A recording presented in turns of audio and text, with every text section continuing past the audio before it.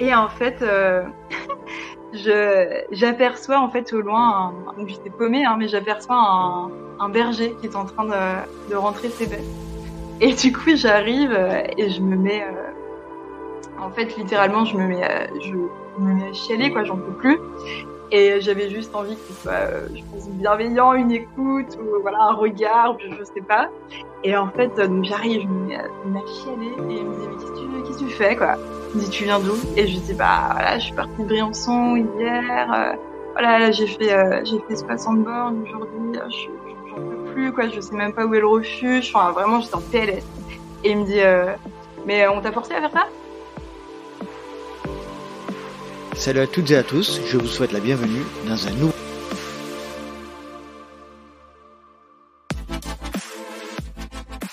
À toutes et à tous, et je suis extrêmement heureux de vous retrouver pour un nouvel épisode. Et dans cet épisode, j'ai fait appel à une invitée, une ultra traileuse que je vous présenterai dans... Juste avant, et comme d'habitude, je souhaitais mettre en avant et citer les derniers patrons qui nous ont rejoints. Et je pense donc à Julien Delattre et Fabulous Fab. Merci à tous les deux de rejoindre l'aventure du LTP et de soutenir pour quelques... Et donc donner du crédit à toute l'énergie qui est mise à votre service depuis plus de 2 ans pour réaliser, pour organiser, pour se déplacer, etc. Donc je vous remercie énormément. Et puis en plus ça vous donne la possibilité d'intégrer la communauté des Patreons, d'avoir les épisodes en avant-première, d'avoir accès à la partie qui vous est et plein d'autres contenus divers et variés que je vous propose. Allez, passons maintenant à la présentation de notre ami. Dans cet épisode, j'ai fait appel à une trailleuse et ultra trailleuse lyonnaise, psychomotrice, qui a d'ailleurs remporté la dernière Lyon et avec qui nous allons parler pour une fois, vous allez l'entendre, nous allons rentrer assez profondément dans le sujet du sens du trail running, du sens de la compétition, et je vous promets que c'est un épisode très sincère et je la remercie une nouvelle fois pour toute sa transparence sur ces sujets. Allez, je ne vais pas vous faire patienter plus longtemps et je laisse place à ma conversation. Claire. Salut Claire, je te remercie énormément de me rejoindre et de nous rejoindre sur le podcast. Comment vas-tu ? Eh ben, bonjour Nico, merci beaucoup de ton invitation qui me touche particulièrement et ça va bien, je te remercie. Alors déjà, moi tu sais, j'aime bien remercier les gens qui mettent en relation, les personnes qui nous mettent en relation souvent. Et là c'est Lisa Louvio, Lily Running. Est-ce que tu peux me dire un petit peu qui est pour toi Lily Running ? Eh ben, Lisa, ouais, une personne que ouais qui compte beaucoup pour moi et puis beaucoup dans mon activité de trail. Lisa, je l'ai rencontrée dans les Calanques, hein, à Marseille. Et en fait, on a un ami en commun et en fait une fois voilà, donc moi j'habite à Lyon et très régulièrement en fait l'hiver j'ai horreur du froid, donc en fait je vais très régulièrement je prends le À train pour aller Marseille. à Marseille, c'est ça, sur la journée. Et en fait il se trouve que un jour voilà, j'étais dans les Calanques toute seule avec mon petit tracé là que j'avais fait en amont et j'ai croisé ce pote en question qui était à la fois lyonnais et marseillais et qui lui était très ami et il est encore avec Lisa. Ils étaient ensemble voilà en train de faire un trail et c'est à ce moment-là en fait où j'ai rencontré Lisa Tu peux citer et cet ami ? oui, il s'appelle Julien D'accord. Agré. Ok. Ouais, D'accord. tout à fait. Ouais. Et Lisa, depuis, voilà, on s'est régulièrement revus, on a partagé des bombées très sympas. J'aime beaucoup sa manière d'être et voilà, De... d'être globalement et aussi voilà, comment est-ce qu'elle pratique le travail, sa vision des choses. Et c'est une personne que j'aime beaucoup. Mm. Très bien. Bon, on la salue, Lily. Complètement. Est-ce que tu pourrais te présenter en quelques mots pour les gens qui ne te connaissent pas ? Ouais. Donc du coup, je m'appelle Claire Bernard, j'ai 27 ans. Ça fait 7 ans là que je suis à Lyon et c'est tout récent, mais là je vais entamer un nouveau chapitre un petit peu de vie puisque à la fin du mois je m'installe à Annecy. D'accord. Voilà. Voilà. Professionnellement je suis psychomotricienne Et puis, ben, du coup, plutôt passionnée par le trail. Voilà. D'accord. Euh, Tu sais que j'aime bien commencer par l'enfance. C'est pas un secret pour toi parce que a priori tu m'écoutes. Tu as écouté beaucoup d'épisodes et ça me touche beaucoup. Est-ce que tu pourrais nous expliquer un petit peu le contexte dans lequel tu as grandi et notamment ta relation avec le sport étant enfant? Ouais, ouais, ouais. Alors moi, déjà, j'ai grandi, alors pas très loin de Lyon, hein, mais dans le département de l'Ain, du 01. Je suis la troisième d'une fratrie où on est une fratrie nombreuse, hein, on est cinq enfants, donc moi je suis au milieu. Voilà, un papa agriculteur, une maman enseignante et des parents qui ont fait le choix quand je devais avoir 7 ans, de devenir aussi famille d'accueil. Donc en fait, moi j'ai grandi vraiment dans un univers voilà, où il y avait tout le temps beaucoup de gens à la maison, une enfance aussi, je dirais assez tournée vers l'extérieur puisque bah à la maison voilà, c'était comme ça, il y avait pas de télé. Donc du coup, c'était souvent dehors que ça se passait, quoi. Voilà, une enfance. Une enfance assez atypique alors, ouverte sur le monde. Quand tu dis famille d'accueil, c'était dans quel contexte que vous accueilliez des enfants au sein du foyer? Ouais, et bah du coup, enfin mes parents ont la formation d'assistants familiaux, c'est-à-dire qu'en fait, voilà, ils accueillent, enfin au sein de notre famille, hein, il y a très régulièrement en fait des enfants issus de l'aide sociale à l'enfance qui sont confiés. Voilà, c'est des enfants qui peuvent plus, alors pour diverses raisons, hein, rester dans leur famille biologique, hein. Mhm. Et du coup qui sont confiés par les services sociaux. Voilà. Qu'est-ce que ça t'a, avec le recul là, qu'est-ce que ça t'a apporté cet environnement-là? Je pense voilà, une certaine ouverture à l'autre, euh, à soi aussi, puisque ben on n'est pas, enfin ça permet vraiment de se décentrer. Voilà, on n'est pas le centre du monde de la famille, ça c'est sûr. Ouais, ça permet de prendre beaucoup de recul aussi sur les événements de la vie, puisque on prend conscience qu'il y a des enfants enfin on ne commence pas en tout cas avec les mêmes chances dans la vie. Voilà. Pas toujours évident, hein, ça je vais pas le cacher, dans le sens où bah c'est pas toujours facile de trouver sa place là-dedans. Faut essayer de composer au mieux. Mais avec du recul, je pense que ça m'a beaucoup ouverte. Voilà, à l'autre et puis à moi aussi, au niveau de la connaissance de moi-même, de qu'est-ce que j'avais vraiment envie de faire, de devenir. Enfin, avec du recul, ouais, je pense que ça m'a beaucoup, ça m'a beaucoup construit. Quelle place avait le sport dans cet environnement-là? Le sport. Alors moi, dans ma famille, il y a pas forcément, tu vois, de personnes, voilà, qui fait du sport à haut niveau, même à haute intensité. Après, voilà, mes parents, ils ont toujours eu une activité physique importante. Enfin, mon papa, notamment par son métier d'agriculteur, il est mais de 5 heures du matin à 19 heures, il est dehors, quoi. Donc dehors et puis avec une activité physique du coup intense. Voilà, ma maman, pareil, c'est quelqu'un qui dès qu'elle le peut, elle est dehors, quoi. Et donc, du coup, le sport, si tu veux, enfin, nos parents, enfin, ils nous ont forcé, mes frères et ma sœur et moi-même, à rien, mais ils nous ont toujours incité, en tout cas, à avoir une activité sportive et aussi et faire un instrument de musique. C'était un petit peu dans Les les deux voilà, piliers, dans c'est le les sport et la musique. ça. On n'était pas forcés, tu vois, mais ils nous incitaient vraiment fortement.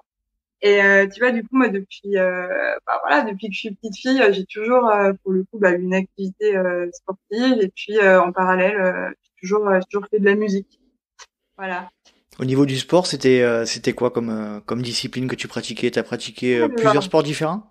alors, moi, j'ai essayé pas mal de choses, hein, mais j'ai commencé, je faisais du rock, de la danse. J'adorais ça. D'accord. Ah ouais, du rock. Euh, Atypique.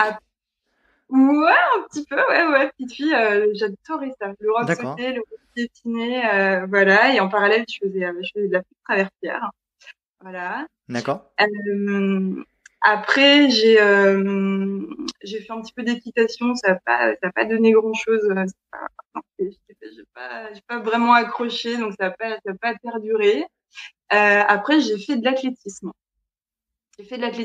Et après, ouais, ce qui est important, je pense, à exprimer, c'est que pour moi, la course à pied, en tout cas, ça a toujours été un fil rouge.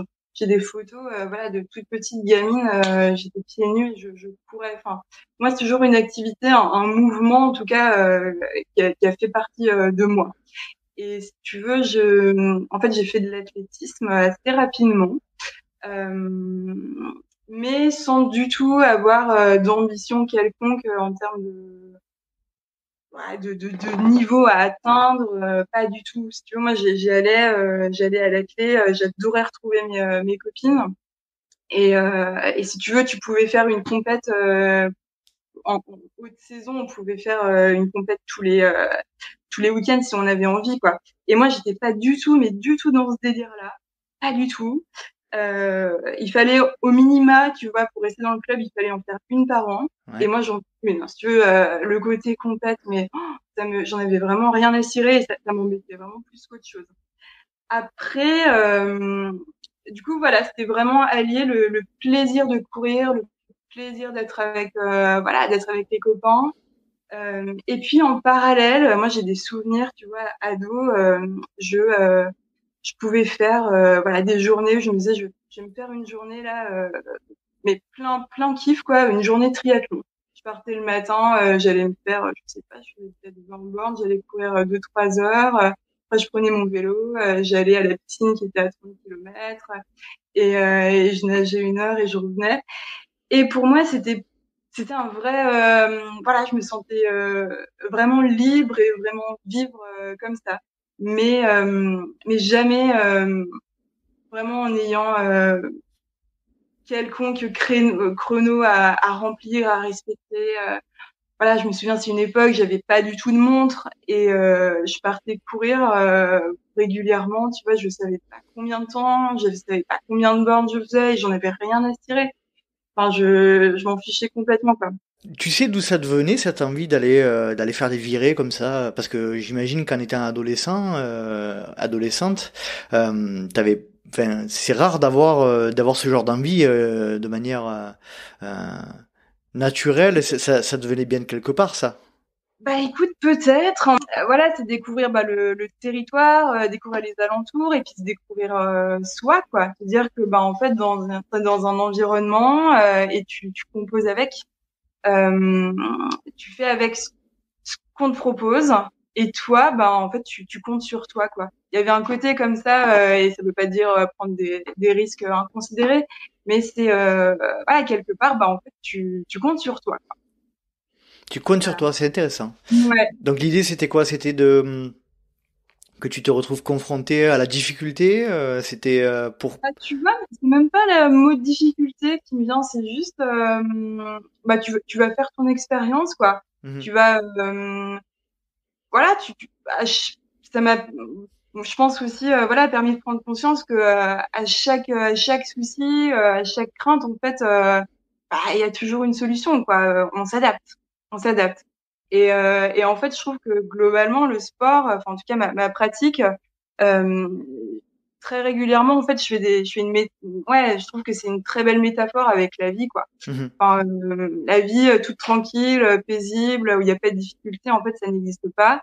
Et le sport en général, que ce soit le trail ou n'importe quelle activité autre, pareil, ça n'existe pas les moments enfin si, parfois et heureusement, il y a des moments juste de flow où tout va bien, où c'est juste t'as des Ouais, ailes mais ça et c'est rare. bah, ouais, mais Mhm. ça existe quand même. Et quand ça arrive, mais tu savoures, mais de Mhm. dingue. Et bah oui, dans le sport, pareil, il y a des moments où bah, tu sais pas comment tu vas arriver au bout. Tu sais pas, ouais, tu t'es vraiment en difficulté. Et en fait, bah voilà, moi je trouve qu'il y a des très beaux parallèles en fait avec la vie. Voilà, globalement, moi que je fais et qui, je pense au quotidien, qui m'aide beaucoup. Je suis d'accord. Ton évolution adolescente, là tu parlais de l'athlétisme et t'es viré en triathlon là dans l'adolescence. Oui, Tu nous disais tout à l'heure que tu es devenu tu es aujourd'hui psychomotricienne, un ouais, métier bien particulier, bien spécifique. Est-ce que ouais, tu c'est peux nous expliquer un petit peu la raison les raisons qui t'ont amené à devenir à faire ce métier?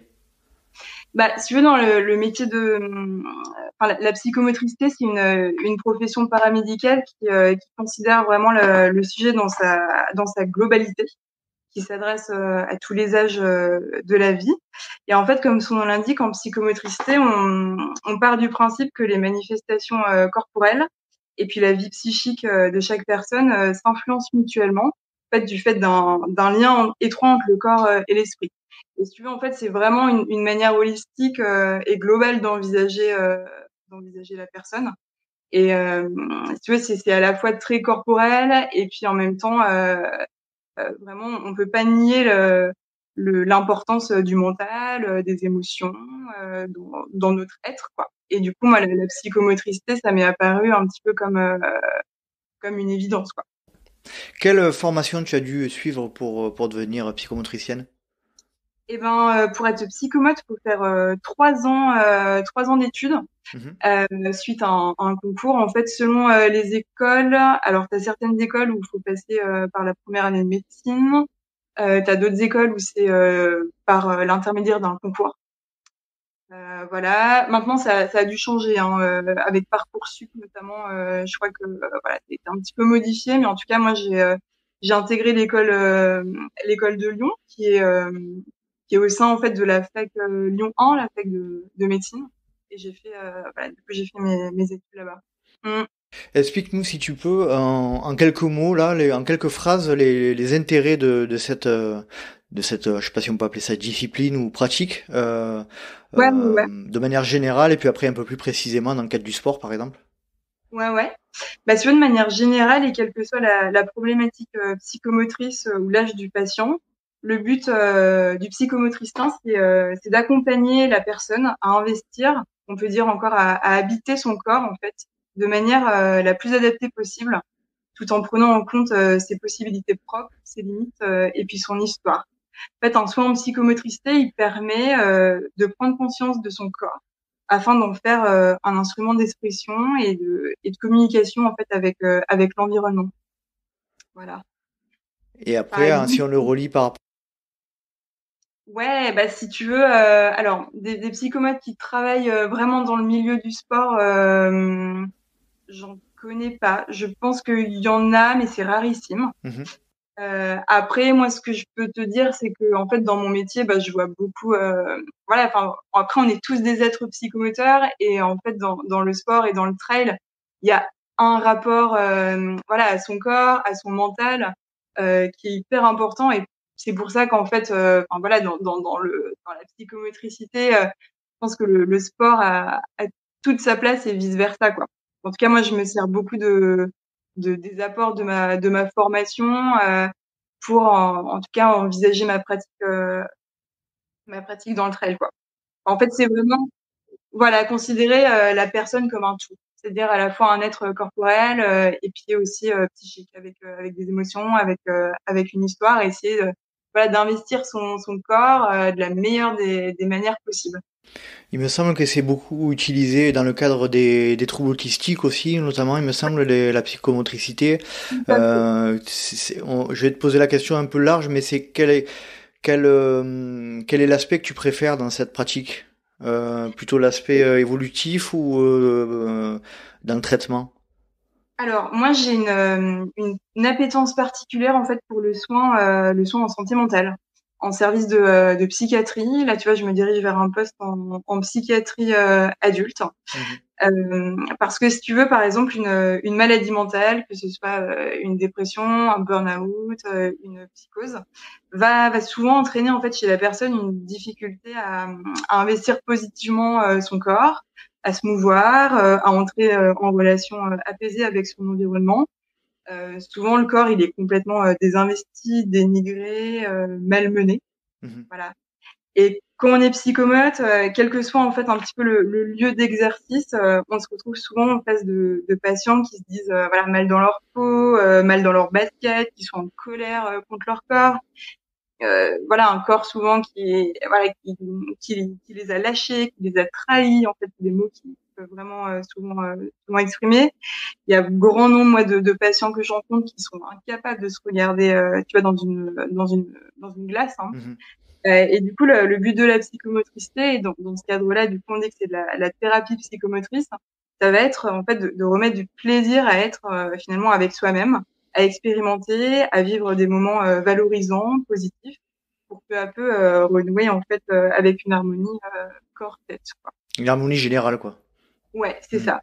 Et suivant en fait de manière concrète, le travail il va s'effectuer en psychomote au travers d'une médiation. En fait, c'est-à-dire c'est une activité intermédiaire entre le patient et du coup le psychomotricien, dans laquelle il va être possible de se rencontrer pour travailler autour de la problématique en question. Par exemple, on peut proposer une médiation chant, danse, peinture, Un outil, quoi. mime, Un outil qui permet relaxation. de travailler. Complètement. Le but, c'est vraiment de permettre au sujet de se réapproprier son corps, de se reconnecter à ses émotions et de permettre du coup une meilleure harmonie psychocorporelle au travers d'une activité ludique où le plaisir et la valorisation sont vraiment au centre. Quelle est ta plus grande satisfaction dans ce métier?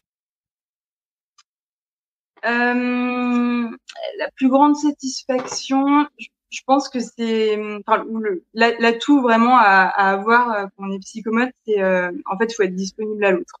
Faut être disponible pour accueillir en fait l'état du patient qui souvent est assez difficile, hein. En fait, faut être disponible. Faut pouvoir aussi mettre des limites, faut aussi quelque part se Se protéger. préserver?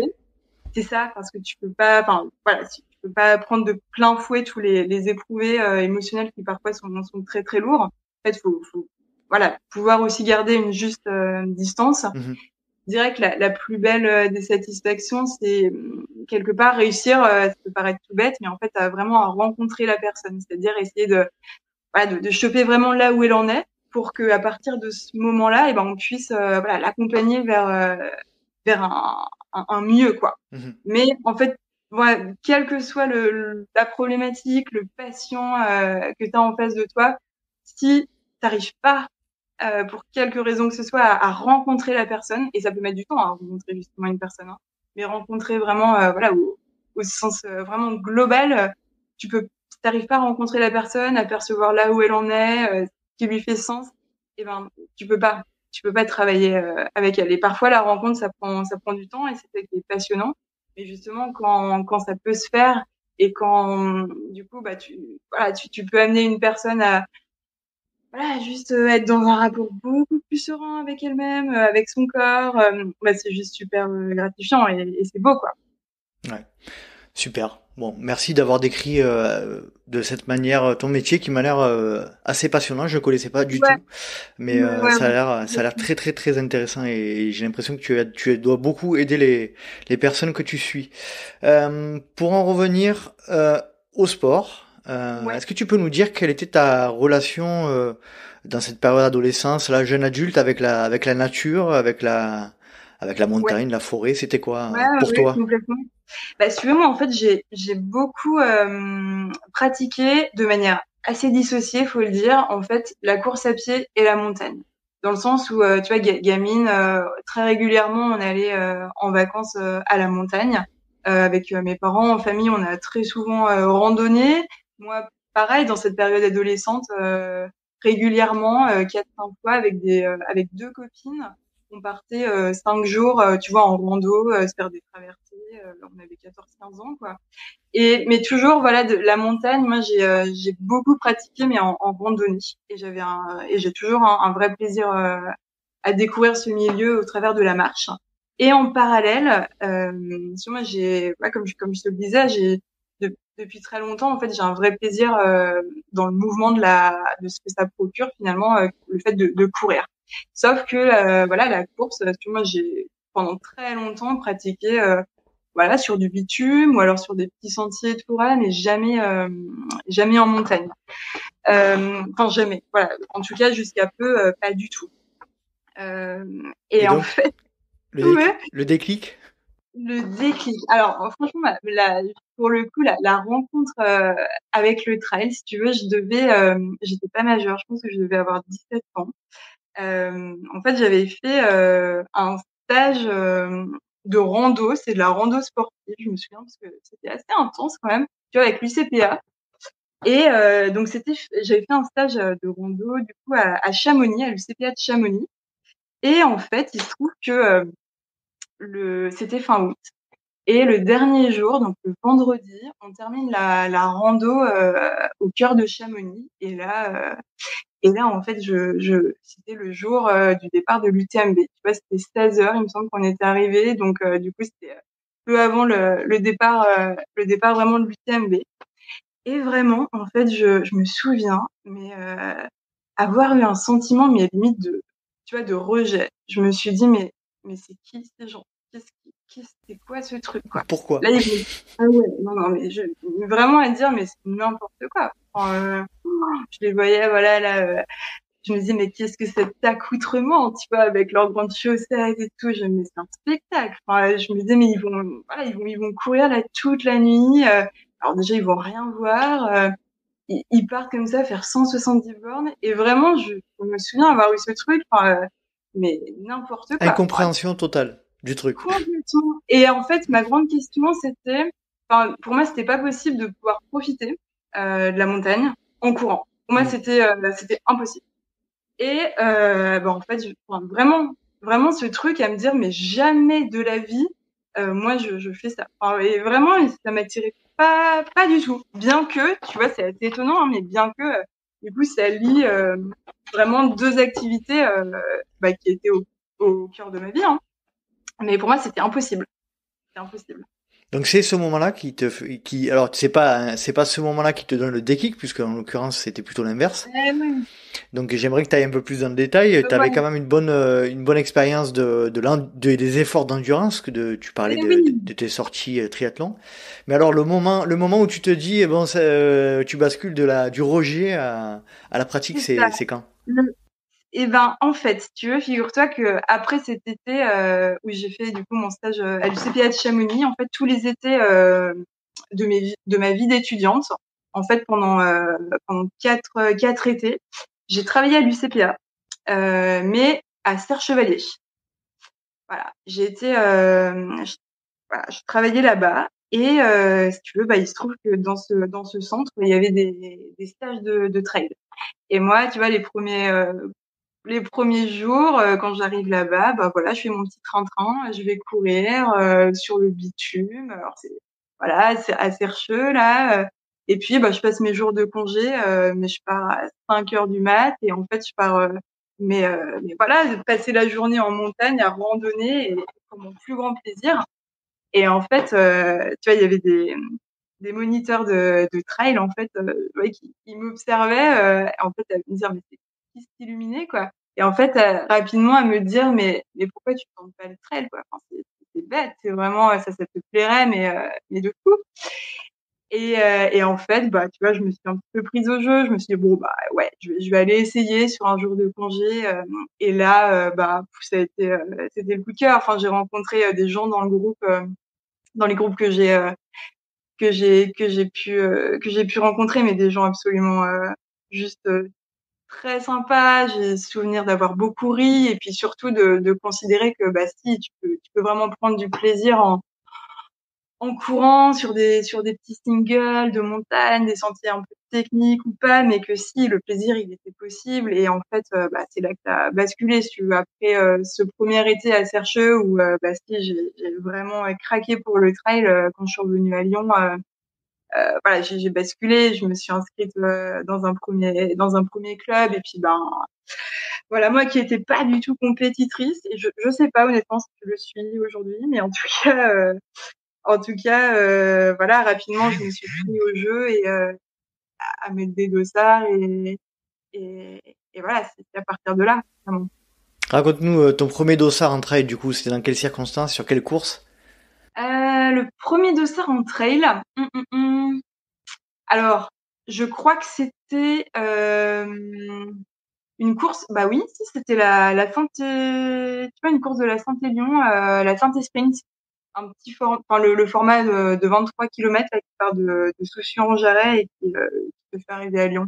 Mm. Et donc, comment ça se passe? Ah bah écoute, c'était ouais j'avais pris un plaisir assez énorme. Ouais, un peu la première fois quoi. Puis un parcours du coup de nuit, pas trop technique. On avait eu des conditions juste fabuleuses. C'était en 2016. C'était plutôt doux. Et ah ouais, je me souviens le smile, mais du début à la fin, quoi. Ouais, un plaisir énorme. Derrière, donc tu disais c'est la découverte du trail. Euh, à un moment donné, tu te dis, putain, j'ai peut-être des capacités, des caractéristiques physiques, un historique, un passif qui peuvent peut-être me permettre de performer. Et tu l'as dit juste avant, hein, t'étais pas forcément dans cet état d'esprit de performance jusqu'alors. À un moment donné, tu te dis, ouais, j'ai peut-être les cartes à jouer dans cette discipline-là. Ouais, et en même temps, enfin moi j'insiste vraiment sur le fait que j'ai pas de d'aptitude supérieure à une personne lambda. Enfin, je crois pas du tout. Alors certes, il y a un passé, hein. J'ai toujours plutôt pas mal bougé et du coup entretenu, mais je pense pas du tout avoir des capacités supérieures à qui que ce soit, quoi. Ça c'est assez clair. Euh, Après, bah voilà, c'est un vrai investissement et je pense que le fruit en fait d'aujourd'hui, c'est quelque part la régularité. Parce que moi, j'ai jamais arrêté finalement. Euh, mais est-ce qu'à un moment, je me suis dit ouais, là, il y a un truc à faire. Franchement, non. Non. En tout cas, j'en suis pas consciente. Enfin, non. Les premiers résultats que je vois là sur te concernant, c'est en 2017. C'est à cette période-là là que tu commences vraiment à participer au trail, ou c'est Ouais, avant? ouais, ouais. Si tu veux, en fait, dès l'instant où j'ai commencé à mettre des dossards, finalement, bon après il y a eu la période Covid hein, qui a été pour le coup assez particulière là-dedans, et puis moi dans ma pratique qui a changé pas mal de choses. Mais en fait, je mettais des dossards assez régulièrement. Hein. J'ai commencé, moi j'aimais bien autour de tu vois 20-25 bornes. Après, voilà, je me suis lancée un petit peu sur du format Marathon. maratrail. Ouais, t'as Ouais, été assez progressive, hein. Effectivement, là, la première année, on note du 26, du 23, du 20. Trail des Volcans, ouais, Grand Trail de Clermont, Boulier Trail, Trail des Truffières. Donc, tu les ouais, as quasiment tous gagnés dès ta première année de trail. Ça, c'est impressionnant. Et après, on voit que tu commences à augmenter les distances à partir de 2018. ouais, c'est ça, Mhm. c'est ça, Mm, carrément. Et en fait, ouais, pour le coup, à prendre conscience que c'est vraiment sur le long, vraiment où je me régale, où je me sens la plus heureuse, quoi. Vraiment sur des distances qui s'allongent, quoi. Maintenant, mais plus jamais, je crois, je peux, je peux faire un 25 bornes avec un dossard sur le dos, quoi. Enfin, pour moi, c'est beaucoup trop rapide et ça me fait pas de bien. Voilà. On voit que t'as fait quand même un petit 30, la Trail du Haut-Clunisois, Clunisois, pardon, en 2020. Ah oui, oui, oui, oui, oui, oui. Oui, oui, oui. Bah, Mais ça, c'était. tu l'as gagné quand même, hein. Ouais, mais tu sais, c'était la période Covid où Mhm. du coup, non, non, il y avait des courses qui réémergeaient. Et ouais, non, non, j'étais super heureuse pour le coup de remettre un de ça. Mm. Est-ce que à partir de ce moment-là, enfin depuis le début d'ailleurs, hein, je te pose la question de manière générale, comment quelle est ton approche de l'entraînement? Est-ce que tu t'entraînes toute seule? Est-ce que tu es accompagné par un coach? Comment ça se passe? Mm. Alors pour le coup, c'était ouais assez particulier. Enfin, j'ai une pratique qui, je pense, est un petit ouais assez étrange dans le sens où quand j'ai commencé le trail, euh, ah oui, je me suis quand même rapidement blessée. Mhm. Et si tu veux, en fait, euh, pour moi, c'était inconcevable de ne pas pouvoir courir. Et j'ai quand même rapidement pris conscience que toute seule, en fait, je faisais un peu n'importe quoi. Et, euh, et je me suis, du coup, j'ai été suivie en fait par deux coachs jusqu'en 2019. Voilà, globalement, voilà, pour te la faire courte, il y a deux coachs qui m'ont suivi. Et je me souviens en fait à l'époque ne pas envisager ma pratique autrement justement que qu'en étant suivie. Pour moi, il y avait un côté très rassurant. Je suis tombée sur en plus 2 personnes absolument extraordinaires, hein, qui m'ont fait beaucoup, je pense, ouais, qui m'ont beaucoup fait grandir. Et pour moi, en fait, voilà, à ce moment-là, je pouvais pas concevoir pratiquer ce sport toute seule. J'avais vraiment besoin de quelque part de quelqu'un qui me guide, voilà, qui me rassure, qui me guide et voilà. Donc j'ai été voilà suivie voilà de manière assez forte jusqu'en 2019 et il se trouve que bah voilà pour diverses raisons ça s'est terminé avec mon dernier coach. Et à partir de là, si tu veux, je me suis dit maintenant, je vais essayer de me porter en fait toute seule, de juste de faire comme je le sens. Euh, il semblait aussi que, ben, avec les années de suivi que j'avais eu, peut-être que ben j'avais certainement dû aussi apprendre quelque part. Et je m'étais dit, bah en fait là, j'ai juste besoin de faire ce que j'ai envie de faire. Ça correspondait aussi à un moment où fallait plus me parler de fractionner, Mhm. de qualité. En fait, j'avais juste besoin de, je sais pas si c'était quantité, mais en tout cas juste de faire ce qui me, j'avais besoin de retrouver une certaine liberté, si tu veux, parce que ça a été pour moi indispensable, hein, ces années où j'ai été suivie. Mais en même temps, bah quelque part. Euh, Bien que voilà tu sois toujours libre de ce que tu fais, finalement bah il y a un plan d'entraînement qui est là et moi voilà un peu bon élève, je voulais voilà respecter vraiment les choses et quelque part je pense que voilà ça a fait un moment et en fait je me suis rendu compte que j'avais aussi moi besoin de retrouver une certaine liberté là-dedans et du coup à expérimenter par moi-même T'avais l'imp- et T'avais l'impression de plus être en raccord avec l'état d'esprit que tu avais au départ, c'est-à-dire ouais la liberté de ce dont tu parlais en début d'épisode, avec ouais tes grosses sorties triathlon, un peu au feeling, un peu, c'était ça que tu recherchais à retrouver? complètement, complètement. C'est tout à fait juste. Qu'est-ce que donc tu disais depuis 2019, tu n'es plus suivi, donc tu le fais par toi-même. J'aimerais que tu Ouais. reviennes un petit peu sur ce que tu as dit tout à l'heure. Tu disais qu'au début, quand tu as commencé le trail, tu t'es blessé. Est-ce que tu peux nous donner un petit peu les détails de ces blessures et est-ce que lorsque tu as été suivi après ça par des deux coachs, est-ce que ces blessures ont cessé? Et bah complètement. En fait, le fait, honnêtement, hein, quand j'ai toutes les années où j'ai été, voilà, j'ai été suivie, je me suis jamais blessée, honnêtement. Mhm. Et c'est assez fabuleux, hein. Mais je pense que voilà, il y avait une certaine progressivité, euh, aussi, voilà, une place pour le repos qui était, ben, dictée, hein, quelque part. Et je pense que voilà, ça a été très intéressant à ce niveau-là. Euh, Parce que euh, t'es quand même quelqu'un, j'ai l'impression, si tu me dis si je me trompe, mais peut-être qui a soif d'activité physique et qui a peut-être parfois du mal à te cadrer, à te ouais, limiter. oui, oui, ça je peux pas dire le contraire. Il y a, voilà, pour moi le mouvement, enfin au travers du mouvement, enfin c'est juste fabuleux ce qui peut se passer. Enfin, tu vois, pour te dire un petit peu, enfin, ma journée, je la commence en courant. Si tu veux, tous les matins, voilà, j'habite sur les quais du Rhône. Je me mets un podcast, voilà, C'est le vrai? LTP souvent, et en fait, ma journée, elle commence comme ça. Et pour moi, il y a rien de plus naturel. Et tu Mhm. vois, je suis pas à des allures qui sont rapides. Euh, juste, c'est le flow, quoi. Et pour moi, il y a rien de plus naturel. Surtout si t'écoutes des bons podcasts, c'est top. Ah C'est encore oui, mieux. bah oui, c'est en même temps inspirant, en même temps, voilà, ça permet de se connecter bah, à soi aussi, tu vois, ses perceptions, ses émotions. Et voilà, pour moi, en tout cas, je me mets en mouvement comme ça. Et donc, effectivement, la place...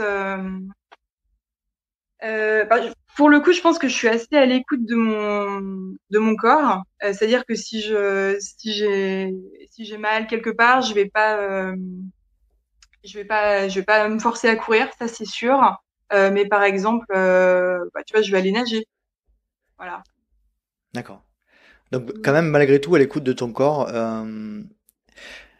je vais te poser une question un peu vague. J'aime bien la poser celle-là parce que je trouve elle retranscrit beaucoup la perception que les invités ont de leur performance. Si tu devais améliorer une qualité chez toi, ça serait laquelle? Bah la descente, je descends comme Oh non, non non c'est c'est horrible. Non non mais franchement c'est risible quoi. Tu me vois descendre, tu me dis mais qu'est-ce qu'elle fout vraiment c'est risible. Non non vraiment j'ai en fait tu vois voilà j'ai notamment le ski, moi j'en ai horreur parce que j'ai peur de la glisse, hein, j'ai peur de la descente et en trail ah non non moi tu me mets sur une descente mais c'est à mourir de rire quoi. Ah ouais je suis très très nulle. d'accord. Bon, tu feras partie du clan de 90% des invités qui répondent la descente. Ah c'est ça ouais, Et quelle est là aussi à l'inverse la principale qualité qui te permet de performer par rapport aux autres? Par rapport aux autres, je sais pas, parce que je pense que tout le monde voilà, un vrai potentiel, a des vraies qualités, ça c'est sûr. Après, souvent, qu'est-ce que je peux dire? Euh, Qu'est-ce qui fait ta force? je suis prête à tout. Enfin, honnêtement, quand j'ai un objectif en tête, mais ouais, je peux mettre toute mon énergie pour et en fait, ça peut être aussi un défaut si tu veux, mais je suis prête à tout. Je suis Le prête à tout. mental. Ben ouais, et en même temps, tu vois, j'ai pu faire l'expérience aussi, voilà, des périodes où je suis, je pense, voilà, trop sur fatigue, le mental qui pète aussi, et ça permet de remettre, voilà, les choses, les pendules à l'heure. Et je suis pas du tout invincible. Alors ça, pas du tout. Euh, bien au contraire. Mais en tout cas, quand les conditions sont là et que voilà, j'ai un objectif bien en tête qui me fait sens, surtout, ça c'est important. Un objectif qui me fait sens et que les conditions sont plutôt réunies, ouais, je suis prête à tout quoi. Mm. Très bien. Allez, on attaque les questions que j'adore aussi. Peux-tu nous parler de ton plus beau souvenir de trail? Si tu avais un moment à sélectionner là, de manière générale, émotionnellement, enfin, tu choisis le premier qui te vient à l'esprit. En compète ou en off? Ce que Bah ouais, il y a un moment qui me vient là comme ça. Alors c'est pas du tout en compète, mais c'était en été de 2020. J'ai choisi de faire la traversée de Briançon à Nice. En fait, donc j'étais toute seule en trail et voilà, ça fait 240 bornes, tu vois. Et je me suis dit bah je vais faire ça en 4 jours. Du coup, tu vois, ça fait quand même des belles journées. Et, et en fait, le premier jour, ça devait être une étape de 60 bornes. Donc voilà, ça se passe plutôt bien, hein. J'étais pas bien fatiguée, mais ça passe. Et deuxième jour, c'était la plus grosse étape. Et en fait, je me souviens, j'avais croisé personne vraiment de la journée. J'étais partie vers 3 heures du mat. Et du coup, c'était une grosse partie dans le Mercantour. Et ouais, c'est du terrain qui est assez technique, tu vois. Et en fait, j'arrive à la fin de ma journée, donc je devais rejoindre un refuge. C'était vers, je te dirais, peut-être 19 heures. Je voyais la nuit qui commençait à tomber. Ma montre GPS qui était censée m'indiquer le chemin, en fait, m'avait lâché. Elle avait plus de batterie. Pareil, j'avais plus de batterie dans mon portable. Donc, pas refaire chez soi, mais voilà, c'était comme ça. Et en fait, voilà, je pense vraiment, j'avais fait 60 bornes de la journée, quasiment 4000 de D+, j'étais épuisée. Et en fait, j'aperçois en fait au loin, donc j'étais paumée, hein, mais j'aperçois un berger qui est en train de rentrer ses bêtes. Et du coup, j'arrive et je me mets, en fait, littéralement, je me mets à chialer, quoi, j'en peux plus. Et j'avais juste envie qu'il soit, je pense, bienveillant, une écoute, ou voilà, un regard, je sais pas. Et en fait, donc j'arrive, je me mets à chialer et il me dit, mais qu'est-ce que tu fais, quoi? Il me dit, tu viens d'où? Et je lui dis, bah, voilà, je suis partie de Briançon hier, voilà, là, j'ai fait 60 bornes aujourd'hui, j'en peux plus, quoi, je sais même pas où est le refuge. Enfin, vraiment, j'étais en PLS. Et il me dit, mais on t'a forcé à faire ça? Je dis, bah, non. Et il me dit, bah, t'assumes, en fait. Ah oui. Et en fait, ouais, tu vois, il a été rude. Enfin, sur le coup, je me suis dit, mais oh là là, j'avais tout sauf besoin d'entendre ça. Sur le coup, je me suis dit ça. Et en fait, mais il avait complètement raison dans le sens où c'est moi voilà, qui avait choisi de faire ça et j'aurais pu choisir de faire ce tour, tu vois, en 8 jours, à prendre le temps et à pas me mettre dans un état voilà, excessif, quoi. Et il m'a dit, voilà, bah maintenant, t'assumes, t'avances, quoi. Et voilà, il m'a annoncé que le refuge, il était à moins d'1 kilomètre, quoi. Mais en fait, j'avais trouvé ça, je sais pas si peut-être le plus beau, mais en tout cas, le plus vrai, quoi. C'est peut-être un oasis, hein, ce berger, c'était peut-être ta conscience qui te parlait. Tu sais pas. Mais peut-être, Tu l'as peut-être halluciné ou non? mais non, ah non, je crois pas. Non, non, non, ça pour le coup, non, non, il était bien. Mais c'est vrai, hein, c'est une question que je posais au tout début du LTP. On a souvent, comment tu vis toi un petit peu le regard des autres sur notre sport qui est souvent, très souvent, un peu négatif. Bah moi, tu vois, je peux pas m'empêcher de penser, voilà, à la petite Claire, enfin jeune ado, où voilà, où j'avais dans un premier lieu un regard sur ce sport. Bah, c'est Toi-même, tu bah, l'avais déjà, ce regard, ouais, effectivement. bah oui, Mm. et je comprends. Enfin, et quelque part, bah c'est quand même assez, ouais, c'est quand même assez particulier. Faut pas se le cacher. Sauf que quand t'es dedans, bah tu te rends peut-être moins compte. Mais il faut pas oublier que le trail, c'est pas voilà, ça fait partie des choses de la vie, mais il y a une vie aussi autre, quoi. Et parfois, quand on est, tu vois, quand on est la tête dedans, c'est pas toujours évident. Tu te rends Surtout plus quand, compte de ce que tu fais en fait, de ce que tu réalises. Moi, c'est pareil. Hein, c'est vrai ah que ouais, quand tu te dis des fois tu fais des maxi races à 80 bornes, en fait, t'es bah dedans toute oui, la journée et en fait tu te rends plus compte de ce que tu fais. bah c'est ça. Et justement, c'est un peu, je trouve, faut être assez vigilant, quoi, parce que dans le sens où faut quand même, je pense, se rendre compte que bah c'est quand même assez extraordinaire, sans dire qu'on est des gros héros. C'est pas le cas, mais il faut quand même avoir à l'évidence que ouais, avoir en conscience que bah c'est peut-être ouais quand même assez dingue. Ton pire souvenir de trail, Le hormis cette rencontre avec bah, avec c'était ce la berger. pire, mais aussi une belle rencontre, tu vois, non, Ouais. qui fait par la suite prendre conscience de pas mal de choses. Le pire, eh bien peut-être parce que c'est assez récent.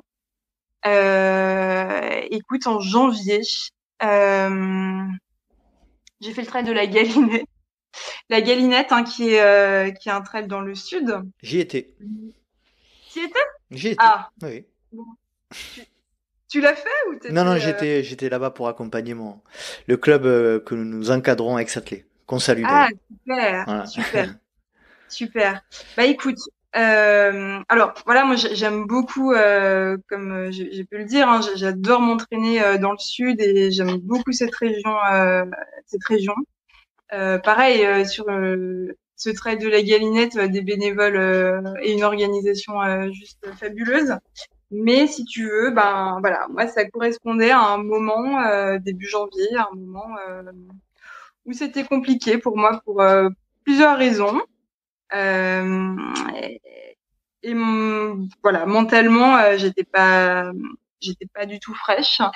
Physiquement, je pense que j'étais fatiguée. Après la Lyon-Saint-Élion, j'ai pas coupé du tout. Et ça, voilà, faut assumer ce qui a été fait. Mais voilà, je pense que je suis arrivée épuisée, à la fois physiquement, à la fois mentalement, avec des nuits avant la course où j'avais voilà un sommeil très très light.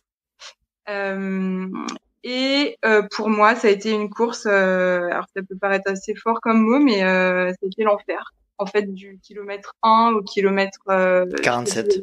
47, un enfer, un enfer permanent, à, à profiter de rien en fait et à juste flirter à tout moment avec le voilà, quand est-ce que je peux arrêter quoi. Vraiment stop. Et ouais, ça a été assez compliqué à vivre. Euh, vraiment un plaisir aux abonnés absents, alors que si tu veux, tout était là, dans le sens où il faisait un temps, il était pas chaud, mais il faisait un super beau temps, les gens étaient voilà très chaleureux, mais voilà, bah moi mentalement, j'étais pas du tout dans de bonnes dispositions. Bah physiquement, l'un pour moi va pas sans l'autre, hein, donc l'un en tout cas n'a pas pu rattraper l'autre. Donc je me suis viandée, j'ai saigné du nez, j'ai cassé mes lunettes, mais vraiment, voilà, j'étais pas dedans, quoi. J'étais vraiment, voilà, pas bien. Et voilà, ça reste une expérience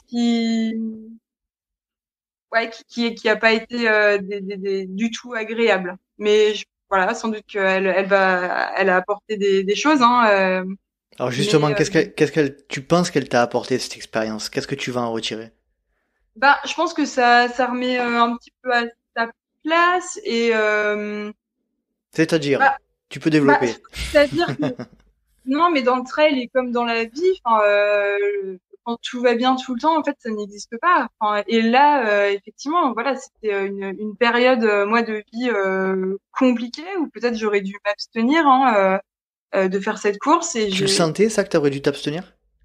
ouais, les jours d'avant, vraiment, je me disais là, je sens que c'était pas une bonne idée. Je sens que non, non, ça allait être compliqué. Ça, pour le coup, je savais. Et bon, je me suis dit, bon, j'ai le dossard, les courses, ça reprend, tu vois, après le Tu vas y Covid, aller c'était un peu... tranquille. C'est ça que tu Ouais, t'es dit? Non, pas forcément? bah, je vais essayer de faire au mieux. C'est Ouais. ça, en fait. Faire au mieux. Et faire au mieux, ça veut pas dire exceller à tout niveau. Ça veut pas dire ça. Ça veut dire, bah, enfin, pour moi, en tout cas, faire au mieux, c'est, ben, tu fais avec ton jeu de cartes, quoi, du jour. Tu fais comme tu peux. Tu fais au mieux. Voilà. Et bah écoute, voilà, j'ai essayé pour le coup de faire au mieux, mais ça n'a pas du tout été agréable. Mais voilà, je pense que c'est nécessaire de se prendre un peu ça peut paraître un peu violent, mais voilà, peut-être quelques baffes qui te permettent finalement de te centrer sur l'essentiel et de prendre aussi du recul, quoi, et se dire que bah voilà, si ce trail ça l'a pas fait, bah c'est pas la fin du monde, quoi. Enfin, justement, voilà, c'est une expérience et tant mieux ou tant pis. Enfin, mais voilà, on prend et puis bah se dire que voilà, on met ça dans notre sac et expérience et puis bah, c'est toujours ça. Voilà. Très bien. Mais je confirme ce trail, puisque moi j'ai fait la reconnaissance du plus petit qui fait 26 ou 27 kilomètres et ce trail et cette partie de la région ont la particularité d'être des successions de montées-descentes assez courtes, mais Ouais. des successions. Donc c'est pour la tête et pour le moral, c'est très très compliqué. Bah ouais, il vaut mieux. Enfin moi j'ai trouvé très compliqué. Mon avis n'est pas forcément très objectif, mais ouais non un super parcours, mais faut être là. En plus, il y avait Mm. un super plateau, et c'est en Ouais, général dans la région un peu la course de reprise, quoi, la course de reprise de l'année. Donc, complètement, ça complètement. correspond aussi peut-être pas forcément avec le niveau de forme, le niveau d'intensité qu'on y met, est peut-être trop. On demande trop d'intensité par rapport au niveau de forme qu'on a dans la préparation. C'est un peu ça a été un peu ton cas. Bah, je pense que voilà, même si 47 bornes c'est pas rien, pour moi en fait c'est des formats qui sont trop peut-être trop courts. Mhm. Enfin, en tout cas, j'ai pas non, ouais, je m'exprime pas au mieux en fait sur ces formats-là. Enfin, je pense que c'est des formats qui vont quand même assez vite Mhm. et moi non, je suis pas je prends pas mon pied dans de format quoi. Mm. Voilà. Tu as remporté récemment, justement, puisqu'on parle de format plus long, tu as remporté la Lyon-Saint-Élion, le 27 novembre 2021. Est-ce que tu peux nous faire un petit peu le film de cette course? Alors j'imagine que pour toi, déjà la Saint-Élion ou la Lyon-Saint-Élion, c'est quelque chose qui compte énormément, énormément. Est-ce que tu peux nous replacer un petit peu la course dans le contexte historique de ta pratique? Ouais, la Lyon-Saint-Élion. Bah voilà, déjà, si tu veux, moi, cette course, elle me fait toujours sens. Déjà parce que bah voilà, c'est une course qui est assez mythique. Et puis bah il y avait un côté voilà à se dire ben tu vois je suis partie de chez moi le samedi matin à pied de la maison. J'ai rejoint la Altony Garnier et en fait le fait de rallier comme ça la ville de Saint-Étienne euh, à pied et après de faire le retour pareil à pied, je trouve ça juste trop bien. Enfin t'es zéro carbone, pareil, tu comptes sur toi. Et puis, ben, cette Saint-Élion, tu vois, moi, depuis que j'habite à Lyon, je l'ai, je crois avoir fait à peu près tous les formats avec les différents relais, notamment. Et un petit peu frustrée dans le sens aussi où, ben, j'adore courir la nuit, mais c'est vrai que tu passes quand même à côté du paysage, faut pas se le cacher. Et, euh, et en fait, bah, j'avais vraiment envie de voir ce que ça donnait de jour. Bon, je l'avais fait en off en avril. J'avais fait Saint-Étienne à Lyon en off comme ça un samedi. Mais là, du coup, de faire ça sur un format de course, je trouvais ça très chouette. Et ce que j'aimais aussi, enfin ce qui m'a attiré, c'est que si tu veux en fait l'aller, t'es en mode, c'est un peu en freestyle dans le sens où t'as un balisage mais qui est quand même assez minimal. En fait, tous les participants, on doit avoir le parcours dans la montre. Et du coup, en fait, tu te débrouilles un petit peu avec ta montre pour rejoindre, enfin avec le parcours dans ta montre pour rejoindre Saint-Étienne. Et en fait, bah moi, ça correspond carrément en fait à ma pratique dans le sens où moi tous les week-ends, je me trace souvent un parcours entre deux gares parce que voilà, j'ai pas de voiture et du coup, j'adore aller découvrir des sentiers. Tu vois, par exemple, je sais pas, de Aix-les-Bains à Annecy. Dans le Pilat de Saint-Chamond, Rive de Gier. Bref, en fait, je me trace très régulièrement des parcours entre une gare et une autre. Et là, et en fait où je suis en autonomie, si tu veux, avec ma montre qui m'indique le parcours. Voilà, je fais ma petite vie comme ça. Et là, en fait, bah, je retrouvais dans cette course un peu ben, vraiment ma manière de voilà de m'entraîner et du coup j'y suis vraiment allée de manière très relâchée pour l'aller. J'ai adoré l'aller. Euh, ouais, j'ai trouvé ça très sympa, très détendu. Voilà, sans pression. Et puis ben le retour avec tout le monde. Euh, voilà, c'était aussi ouais un truc assez dingue quoi, sous la neige. Et sans pression aussi, parce que bah de toute façon tu dis bah voilà t'es déjà un aller dans les jambes, tu fais avec ce qui te reste quoi. Mais vraiment un beau ouais un pur souvenir pour le coup. Mm. Si tu avais un moment à retenir de cette Lyon-Saint-Élion, ce serait lequel? Euh, et ben tu vois à Saint-Étienne, il y a bah du coup ouais c'est un moment entre l'aller et le retour. En fait à Saint-Étienne quand t'arrives, tu vois, t'as un espace qui est dédié pour les personnes qui font l'aller-retour. Et en fait, c'est très bien pensé. Enfin, tu vois, on a un peu des tapis de yoga pour s'allonger, pour se reposer. Il y a un beau buffet, il y a des masseurs. Et en fait, tu vois, moi, j'arrive, je pose mes affaires et en fait, je me suis retrouvée à côté d'Alexandre Bouchek, tu sais, Ouais? casquette Casquette verte, verte? Oui. qui est Qu'on sur, salue? voilà. Ouais. Et que du coup, bah voilà, moi j'avais souvent entendu sur des podcasts ou tu vois via les réseaux, mais je connaissais pas du tout personnellement. Et en fait, bah je me suis retrouvée à côté de lui et j'ai découvert un mec très sympa et j'ai beaucoup aimé échanger avec lui. Ouais. Et D'accord, c'était un bon moment. Ouais. cool. Comment tu vois l'avenir de ta pratique, du coup? Est-ce que tu disais là juste avant que t'étais vraiment les formats plus longs te correspondaient beaucoup. Malgré tout, t'as que 27 ans, t'as été assez rapidement vers les formats longs. Comment tu imagines la suite pour le trail? Alors. Si tu veux, c'est sûr que voilà, moi ce qui me fait kiffer, c'est le format plus long. Après, en ce moment, je me questionne pas mal sur est-ce que finalement la compète pour moi c'est si important que ça, ou est-ce que tu vois, je m'éclaterais pas davantage finalement en faisant que du off, si tu Mhm. veux, parce que alors bien sûr qu'avoir un objectif, ça voilà, ça stimule, ça cadre un petit peu, mais moi, j'ai pas forcément besoin, tu vois, d'un objectif particulier pour courir, quoi, pour une carotte. Mhm. Euh, Ouais, donc voilà, un vrai questionnement fondamental de ta pratique là. ouais, complètement. Je me rends compte C'est presque aussi que, philosophique. ouais, bah, et c'est des questions un petit peu de fond, et je pense que c'est important de se les poser.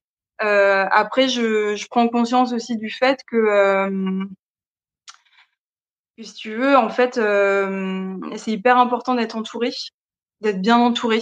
Euh, et voilà, moi, ça a été des choix que j'ai faits, mais j'ai une pratique aujourd'hui qui est plutôt assez solitaire et j'en perçois aussi les limites.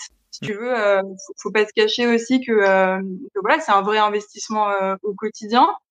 Et bah, choisir de faire des courses. Si tu veux, enfin moi, quand je mets un dossard, j'ai envie de faire les choses un peu, bah, voilà, comme je dis, de faire au mieux. Mais si tu veux, ça m'intéresse pas de mettre un dossard pour juste aller tu vois, me faire une petite balade comme ça. Je préfère, voilà, pas mettre de dossard dans ce cas-là, quoi. Mhm.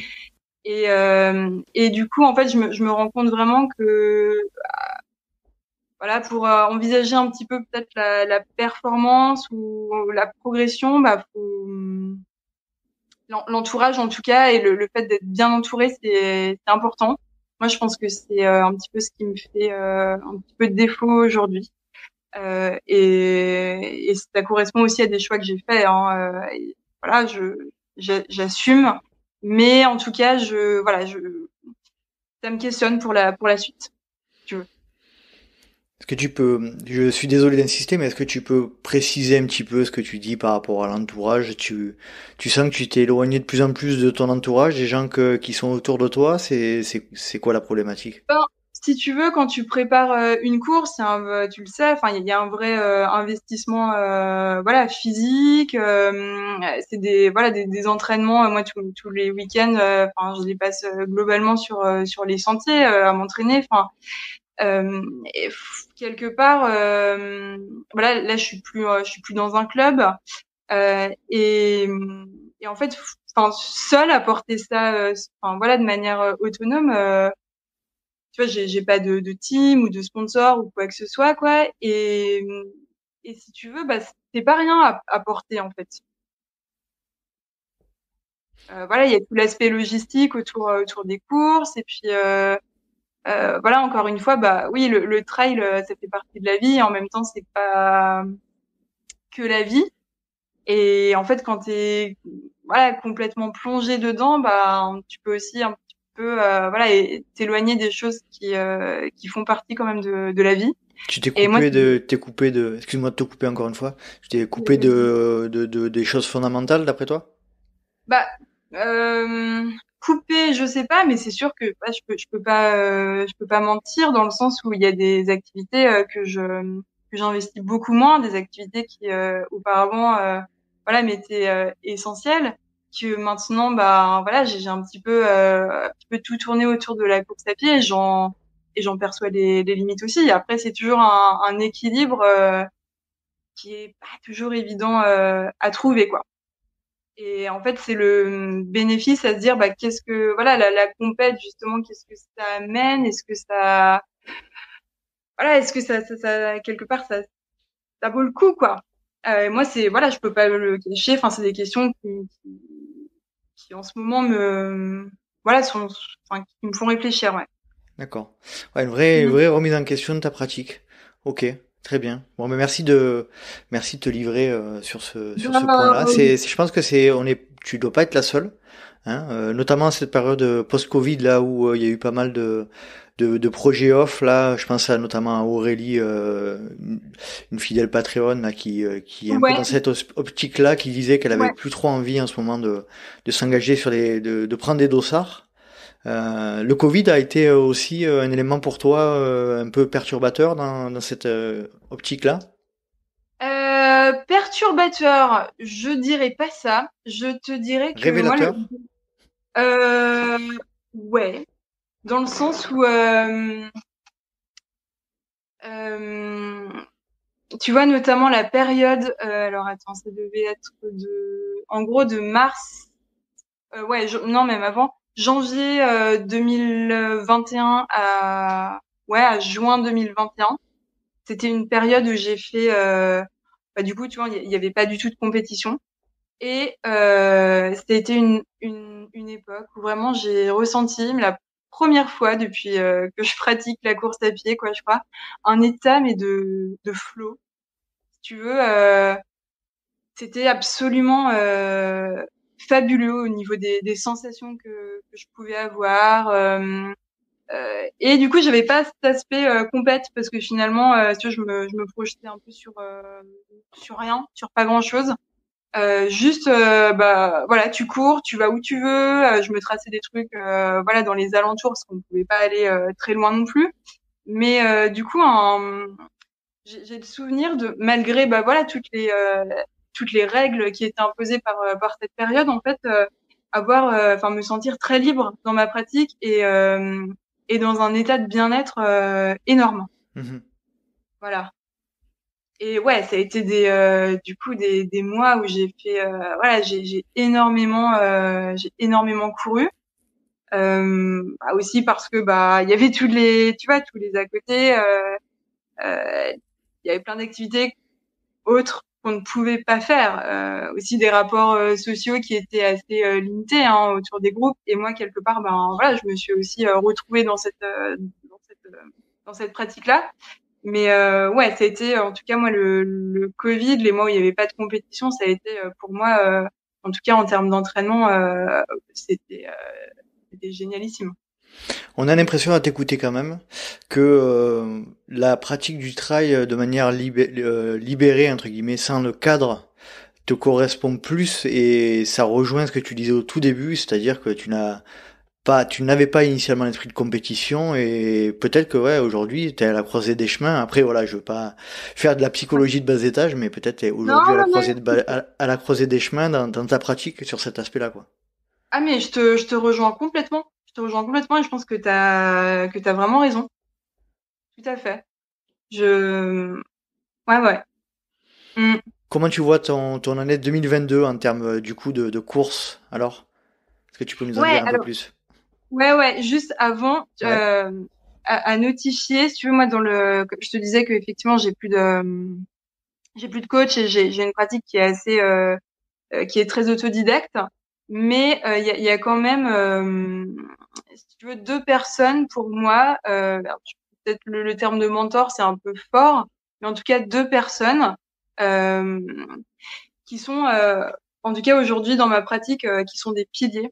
C'est-à-dire des personnes qui ont une connaissance déjà du trail et de l'ultra, une connaissance très affûtée des personnes deux personnes qui ont fait beaucoup de trail, qui ont une sacrée expérience, et deux personnes qui me connaissent très bien aussi.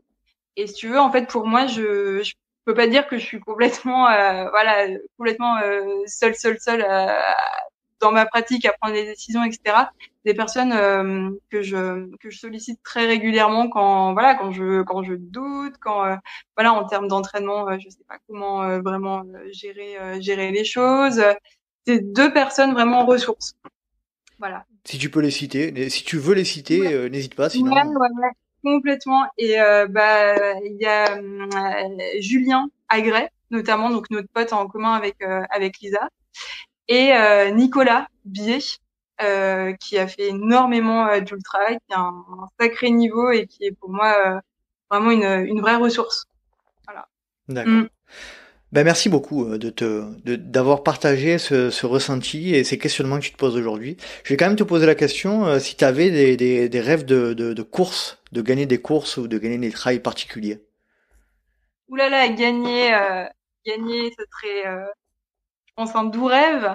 Mais écoute, moi, il y a la TDS qui me fait de l'œil depuis un certain nombre d'années. Et tu vois, plus que l'UTMB, par exemple. C'est assez étonnant, mais je vois derrière la TDS. Alors, c'est un terrain que je connais absolument pas, hein. Il y a une grosse partie, notamment dans le Beaufortin. Je connais peu. Je connais pas même. Mais voilà, j'y mets derrière quelque chose d'un peu, tu vois, une course un peu à part, quoi, peut-être un peu plus intime, peut-être davantage sauvage. En tout cas, c'est la représentation que j'en ai, et je sais pas, elle m'attire beaucoup cette course. Mm. Je sais pas dans quelle mesure cette course va perdurer dans le temps, parce que j'avais entendu dire Ouais, que elle allait peut-être pas être reproduite à partir de 2023, 2024 pardon, 2023. effectivement. Et donc du coup, voilà, je sais pas ce que ça va donner pour la TDS. On a parlé juste Effectivement. avant de tes envies de course de 2022. Ouais. T'avais pas répondu du coup. Et J'ai- ben, elle est là, si, la TDS. Ouais, Ah, ouais, ouais. Ouais, ouais, TDS. Là, le week-end, non, le week-end prochain, j'ai le Ventoux. ouais. Voilà, le 73, là, 73 du Ventoux. Qu'est-ce qu'il y a? Il y a la Full Moon. Peut-être que Ah, ouais, t'en as entendu parler. bah oui, Mais, j'en ai entendu parler parce que à tout te dire avec Expert Sport Coaching et notamment Thomas Pigua, on encadre les reconnaissances sur ce trail et on salue Eric Razzoli et génial. qui est le co-organisateur avec un autre Eric aussi de Mais la oui, course, mais, une super équipe et pour une première édition qui va relier Aix à Marseille. Alors ça sera un peu sur le format un peu Saint-Élion, hein, on va dire.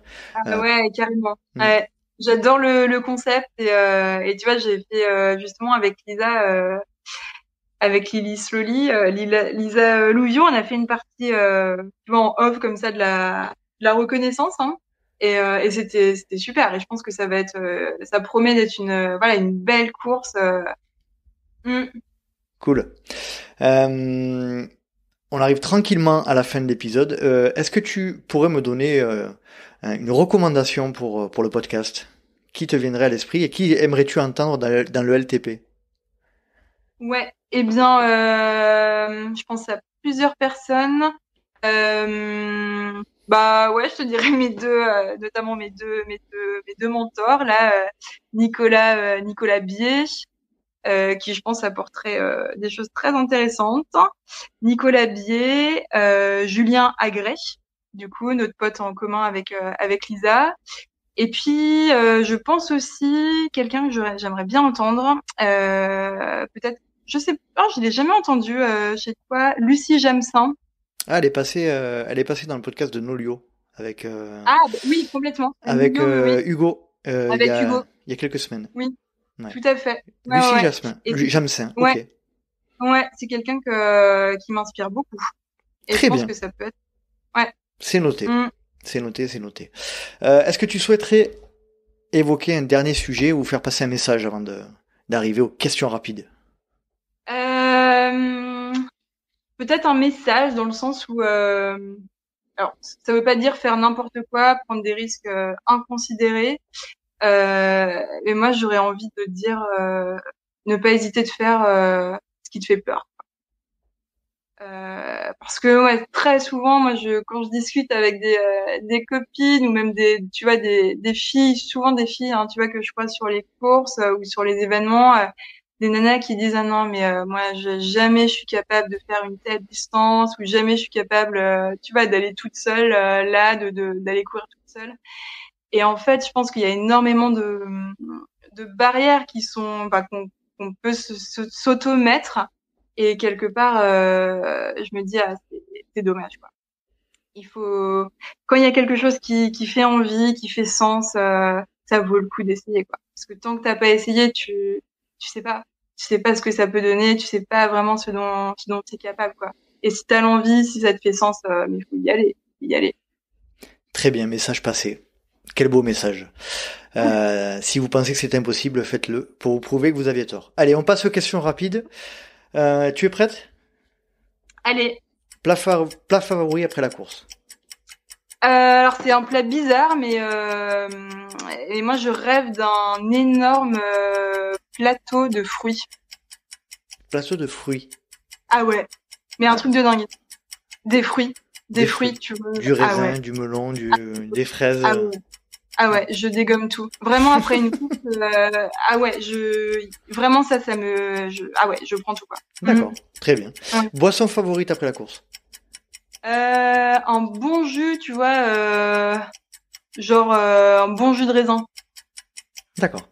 Quand tu cours, tu es plutôt gel, bar, les deux ou aucun des deux? Bar et purée. Bar et purée. Je vais la mettre à jour je vais mettre à jour mes questions rapides. Fait maison ou industriel? Pareil, mix des deux. Je prends les bars Indus et puis les purées, je les fais. D'accord. Tu préfères les grosses rafales de vent ou une grosse averse de pluie? Le vent. Tu es plutôt racine ou verglas? Racine. Hein. Tu préfères courir de nuit ou de jour? T'as répondu un peu tout à l'heure. Ah, Ouais, franchement, j'aime bien ce qui se passe la nuit. Quand tu cours, tu es plutôt podcast, musique ou rien du tout? Là encore, je crois que t'as donné un élément de réponse juste avant. Ah ouais, podcast, j'adore. Ouais. Après, parfois musique, tu vois, quand je mets un peu de rythme, mais podcast, j'adore. Et par contre, tu vois, quand je suis en pleine nature, rien. Le bruit de la nature. Y a rien de meilleur. Merci beaucoup, Claire, c'était hyper intéressant. Merci beaucoup de t'être livré aussi sur cet aspect questionnement de ta pratique. Puis c'était un vrai plaisir et on resalue Lisa Louvio pour la mise en relation.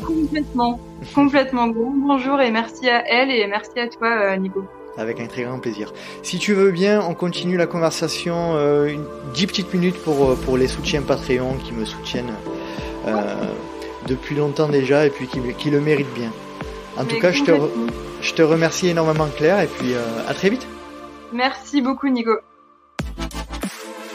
Et voilà, cet épisode est à présent terminé. J'espère que vous avez apprécié ce moment passé en compagnie de Claire Bernard et je la remercie vraiment, je la remercie une nouvelle fois pour sa transparence et pour toute cette sincérité qu'elle nous a partagé dans cet épisode et c'est vraiment un épisode moi que je trouve touchant donc je lui souhaite plein de bonnes choses, qu'elle puisse trouver l'équilibre et puis vraiment toutes mes souhaits sincères pour le futur pour Claire. Si vous souhaitez rejoindre le Let's Try Podcast sur les réseaux sociaux, rien de plus simple, rendez-vous sur Let's Try Podcast sur Facebook ou Instagram. Vous pouvez également me suivre sur LinkedIn ou Strava à Nicolas Guilleneuf. J'espère vous retrouver pour un prochain numéro du Let's Try Podcast et d'ici là, n'oubliez pas, oui, s'il vous plaît, n'oubliez pas, si vous pensez que c'est impossible, faites-le pour vous prouver que vous aviez tort. Salut